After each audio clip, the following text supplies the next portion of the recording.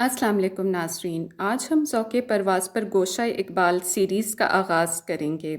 جس میں مختلف اسکالرز آپ کو علامہ اقبال کے نظریہ اور نظام فکر کے پیغام کو آسان طریقے سے سمجھنے میں اپنا کردار ادا کریں گے۔ آج کے ہمارے پہلے اسکالر کا نام ہے سید مستحسن رضوی، جو کہ ماسٹرز ہیں اکنامکس میں، MBA marketing and finance, computer studies and gender studies. Rizvi صاحب ڈائریکٹر ہیں ہیلتھ کیئر اسسٹنٹس کمپنی کے۔ آپ مختلف کالج اور یونیورسٹیز میں ٹریننگز بھی کروا چکے ہیں۔ آپ کے شوق میں شامل ہے اقبالیات اور ہارٹی کلچر۔ رضوی صاحب سے سب سے پہلا سوال ہے کہ علامہ اقبال کی شاعری کے اہم نکات کیا ہیں؟ بسم اللہ الرحمن الرحیم۔ بہت شکریہ تانیہ کہ آج آپ نے مجھے دعوت دی کہ میں افکار اقبال پہ کچھ گفتگو کر سکوں۔ اقبال ایک مختلف قسم کے شاعر ہیں۔ اقبال خود یہ کہتے ہیں کہ میرا پیغام اور ہے، اوروں کا پیغام اور۔ پھر وہ یہ کہتے ہیں کہ نغمہ کجا و من کجا، شعر و سخن بہانہ است، کہ کہاں میں اور کہاں یہ نغمہ۔ شعر و سخن تو میں نے ایک خاص مقصد کے لیے اختیار کیا ہے، سوئے قطار می کشم ناقہ بے زمامرا۔ میرا مقصد شاعری کرنے کا میرا مقصد تو یہ ہے کہ میں ایک اس بے لگام اونٹنی کو واپس قطار میں لے جا سکوں، اور یہ بے لگام اونٹنی سے مراد ان کی مسلمانوں کا ایک اجتماعی فکر ہے کہ مسلمان جو ہیں وہ اپنی اس بنیادی سوچ سے اصل مقصد سے ہٹ گئے ہیں۔ میرا شاعری کا مقصد جد و جہد کا۔ اقبال کا دوسرا اہم نظریہ حرکت ہے۔ یہ نیوٹن کا نظریہ حرکت سے مختلف ہے۔ یہ نظریہ انسان کی فکر میں جو حرکت ہوتی ہے، جو انسان زمانے کے ساتھ جو تبدیلی آ رہی ہے، اس کے بارے میں ہے کہ اقبال کے نزدیک سکون محال ہے قدرت کے کارخانے میں، ثبات ایک تغیر کو ہے زمانے میں، یعنی زمانہ ہر وقت تبدیل ہو رہا ہے۔ تو جو لوگ زمانے کے ساتھ نہیں چل سکیں گے، جو فکر زمانے کے ساتھ نہیں چل سکے گی، وہ پیچھے رہ جائے گی۔ تو اقبال کے فکر کے اندر بڑا ایک اہم نظریہ ہے، نظریہ حرکت۔ اگر ہم اس کو اقبال کے کلام میں دیکھنا چاہیں تو ساقی نامہ کے ایک بند میں وہ کہتے ہیں کہ فریب نظر ہے سکون و ثبات، تڑپتا ہے ہر ذرہ کائنات، سمجھتا ہے تو راز ہے زندگی، فقط ذوق پرواز ہے زندگی، بہت اس نے دیکھے ہیں پست و بلند، سفر اس کو منزل سے بڑھ کر پسند، سفر زندگی کے لیے برگ و ساز، سفر ہے حقیقت ہزر مجاز، الجھ کر سلجھنے میں لذت اسے، تڑپنے پھڑکنے میں راحت اسے، ہوا جب اسے سامنا موت کا، کٹھن تھا بڑا تھامنا موت کا، اتر کر جہان مکافات میں، زندگی رہی موت کی گھات میں، مذاق دوئی سے بنی زوج زوج، اٹھی دشت و کوہساز سے بنی فوج فوج، گل اس شاخ سے ٹوٹتے بھی رہے، اسی شاخ سے پھوٹتے بھی رہے، سمجھتے ہیں ناداں اسے بے ثبات، ابھرتا ہے مٹ مٹ کے نقش حیات، بڑی تیز جولاں بڑی زود رس، ازل سے ابد تک رمے یک نفس، زمانہ کے زنجیر ایام ہے، دموں کے الٹ پھیر کا نام ہے۔ پھر آگے جب ہم تیسرا نظریے پہ بحث کریں گے تو وہ خودی کا نظریہ، اسی نظم کے ساتھ آگے وہ پھر خودی کے نظریے کو بھی بیان کرتے ہیں کہ بیسیکلی خودی کیا ہے، کہ خودی جو ہے اللہ تعالیٰ نے انسان کے اندر اپنی روح پھونکی ہوئی ہے، اور جو اللہ تعالیٰ کا جو پوٹینشل، جو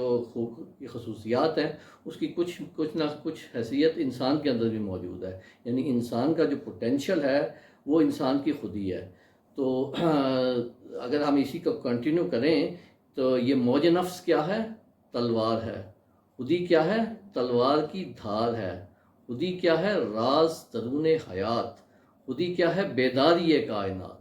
خودی جلوہ بدمست و خلوت پسند، سمندر ہے ایک بوند پانی میں بند،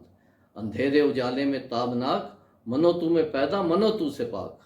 ازل اس کے پیچھے ابد سامنے، نہ حد اس کے پیچھے نہ حد سامنے، زمانے کے دریا میں بہتی ہوئی، ستم اس کی موجوں کا سہتی ہوئی، تجسس سے راہیں بدلتی ہوئی، دمادم نگاہیں بدلتی ہوئی، سبک اس کے ہاتھوں میں سنگے گراں، پہاڑ اس کی ضربوں سے ریگے رواں، سفر اس کا انجام و آغاز ہے، یہی اس کی تقویم کا راز ہے،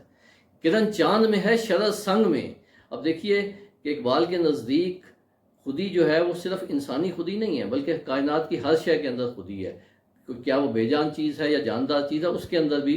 ایک خودی ہے۔ تو اب وہ کہتے ہیں کہ چاند کی خودی کیا ہے؟ کرن چاند میں ہے شرر سنگ میں، یعنی چاند کی جو خودی ہے اس کی وہ کرن ہے، کرن چاند میں ہے شرط سنگ میں، یہ بے رنگ ہے ڈوب کر رنگ میں، اسے واسطہ کیا کم و بیش سے، نشیب و فراز پس و پیش سے، ازل سے ہے یہ کشمکش میں اسیر، ہوئی خاک آدم میں صورت پذیر، خودی کا نشیمن تیرے دل میں ہے، فلک جس طرح آنکھ کے دل میں ہے، خودی کے نگہباں کو زہر ناب، وہی نہ جس سے جاتی رہے اس کی آب، وہی نہ ہے اس کے لیے ارجمند رہے جس سے دنیا میں گردن بلند، فروفال محمود سے درگزر، خودی کو نگہ رکھ ایازی نہ کر،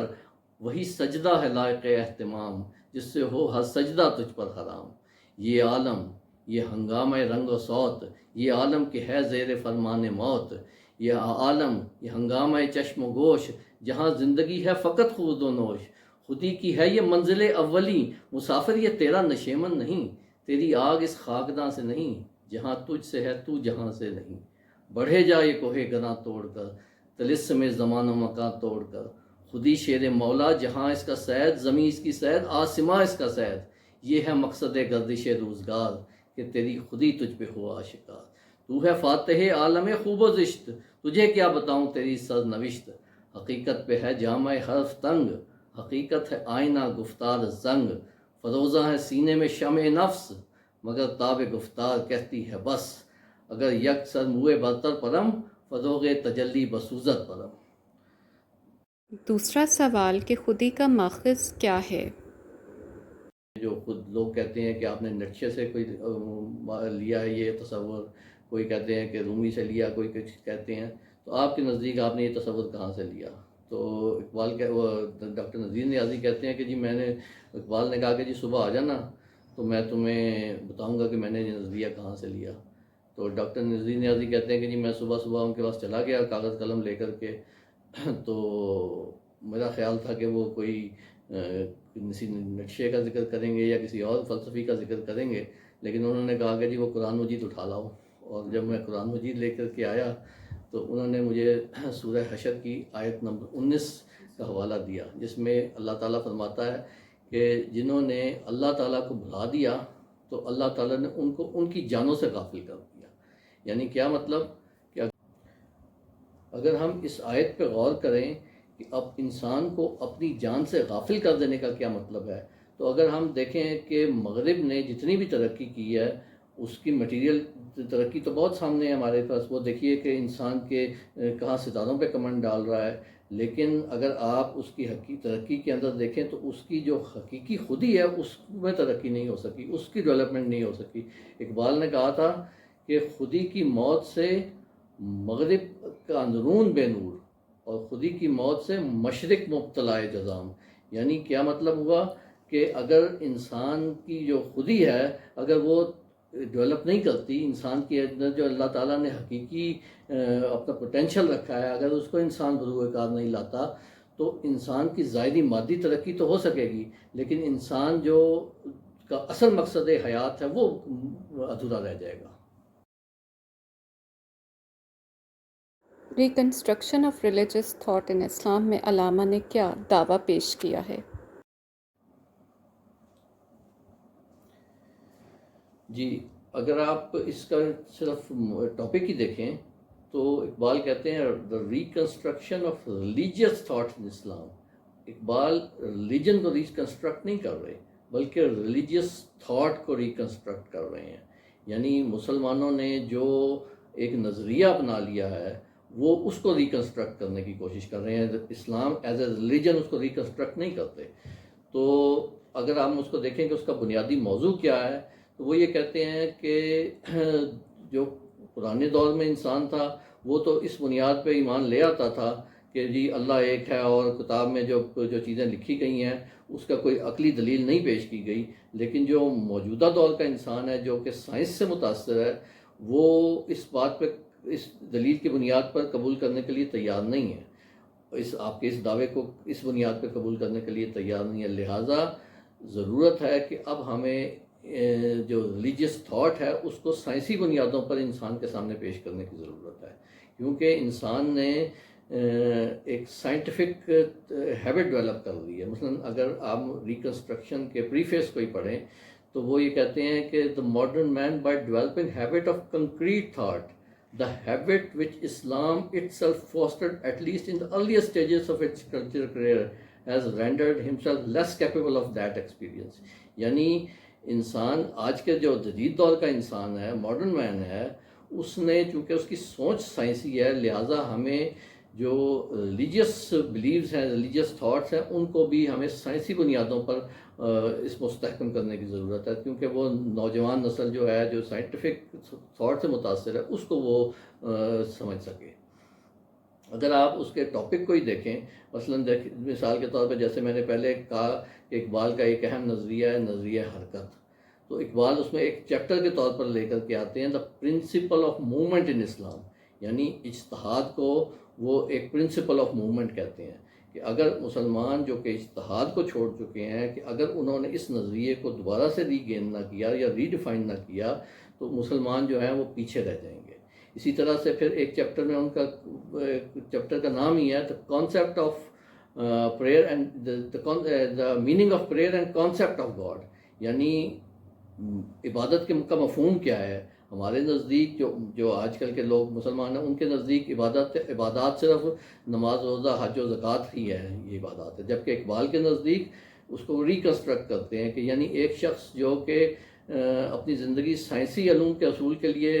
صرف کر دیتا ہے وہ بھی ایک عبادت کر رہا ہے۔ پھر اسی طرح سے کانسیپٹ آف گاڈ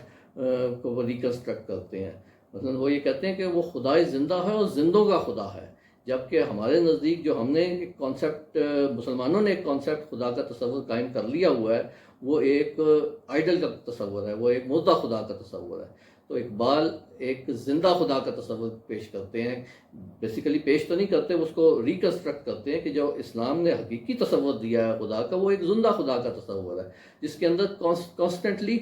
انسان کے اندر خیالات میں تبدیلی آتی جا رہی ہے، اور اس تبدیلی کے ساتھ اگر انسان نہیں چلے گا تو پھر آخری چیپٹر میں جب وہ جس طرح سے وہ اس چیپٹر کا نام ہی ہے کہ از ریلیجن پاسبل، تو ریلیجن جو ہے جو مذہب ہے وہ پیچھے رہ جائے گا۔